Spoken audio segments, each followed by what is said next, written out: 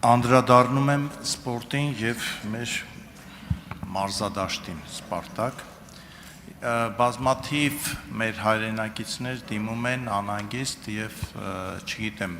լուծումը որն է լինելու, բայց ես ուզում եմ ազգային ժողովում բարձրաձայնեմ,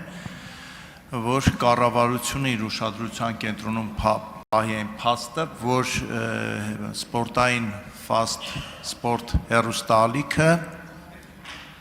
շուկան դաշտը մաքրելով բոլոր ֆուտբոլ, այլ մարզաձևեր ցուցադրող տեղական արտասահմանյան ալիքներից դարձավ մենաշնորհային հեռուստաընկերություն եւ այսօր հայտարարում են, որ փակվում են։ Այսինքն մի ընթացք մտան, ինչ-որ խաղացին եւ այսպես որոշեցին, որ կարելի է փակվել։ Ես չգիտեմ այս հարցին ինչ լուծում պետք է տալ, բայց այսպեսի անլուրջ մոտեցում չի կարելի թույլ տալ ամբողջ ժողովրդի եւ հատկապես մարզասերների նկատմամբ։ Եվ ինչպես երևի մենք վերաբերվում ենք մեր մարզական գույքին, պատմությանը, այդպես էլ այդ ներդրողը կարող է վարվել մեզ հետ։ Ես ուզում եմ հիմա, որովհետեւ մի հարց կարելի է տալ, հարցնում եմ, ինչ է լինելու Սպարտակ մարզադաշտի ճակատագիրը։ Իհարկե կարող են ասել, որ մենք, չգիտեմ, դատարանը այս որոշումը կայացրեց, այն որոշումը կայացրեց, բայց դատարանի կասկածալի որոշումներով սնանք արդեն ես մամուլից հասկացա, որ սնանք ճանաչված ընկերությունը չի կարող վերցնել եւ ավերել մեր պատմությունը, այսինքն Հայաստանի ամենահին ֆուտբոլի դաշտը։ Ինչ ենք անելու Սպարտակ մարզադաշտը փրկելու եւ պահելու համար։ Շնորհակալություն, հարցին կպատասխանի Կրթության, Գիտության, Մշակույթի եւ Սպորտի նախարար Ժաննա Անդրեասյանը, համեցեք տիկին նախարար, խնդրեմ։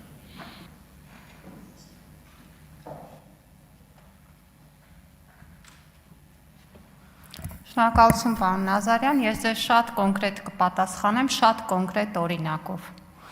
Հենց այս շաբաթ նախարարական կոմիտեում ընդգրկված է մի հարց, որը մեզ շատ պարզ ցույց է տալիս, ինչպես ենք մենք նման խնդիրները լուծելու, երբ որ դրանք հասնեն լուծման այդ կետին։ Մենք այս շաբաթ քննարկելու ենք մի նախագիծ, որով Վանաձորում գտնվող կարևորագույն մարզական համալիրը, որը նույնպես եղել է Հայաստան մարզական միության տիրույթում, հետ է գալիս պետության դաշտ։ Եվ դա արվում է հաշվի առնելով ստեղծված իրավիճակը եւ այն լուծումները, որոնք իրավական եւ օրենսդրական տեսանկյունից հնարավոր է եղել կիրառել։ Եվ հաջորդ քայլում արդեն, երբ որ Վանաձորի մարզահամալիրը, որը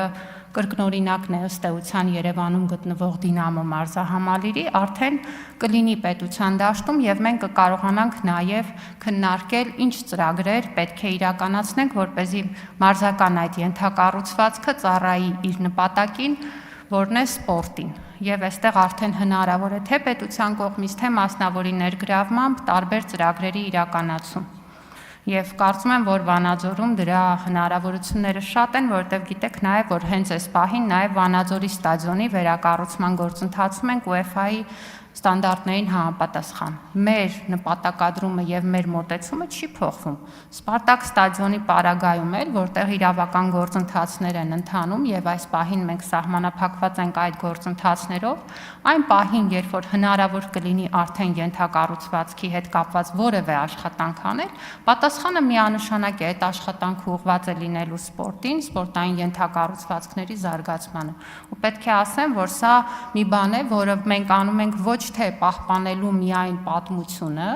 ինչը կարևոր է Սպարտակի պարագայում եւ նույնիսկ կան մասնագիտական կարծիքներ, որ այստեղ կարող են նույնիսկ հուշարձանի կարգավիճակ տրվել, սակայն դրանք մասնագիտական կարծիքներ են եւ իրենց քննարկման պիտի գնանք։ Մենք դա անում ենք հաշվի առնելով այսօրվա մեր սպորտի խնդիրները եւ այսօր սպորտի զարգացման տեսլականը։ Մենք չենք կարող մեր երկրում սպորտ զարգացնել, եթե մենք չունենք համապատասխան ենթակառուցվածքներ։ Իսկ այսօր շատ տեղերում մենք օբյեկտիվորեն սահմանափակված ենք։ Լողի մասին ենք խոսում, լողավազանների կրիտիկական պակաս ունենք եւ այդ իմաստով կարծում եմ նաեւ, որ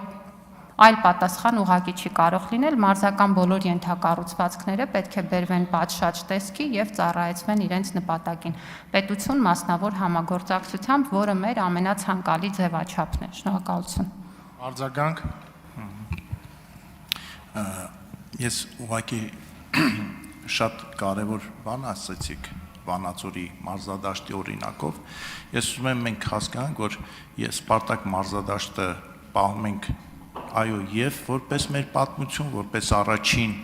մարզադաշտ Երևանի, բայց նաեւ ես ուզում եմ, որ իրոք այդ լինի ակտիվ սպորտային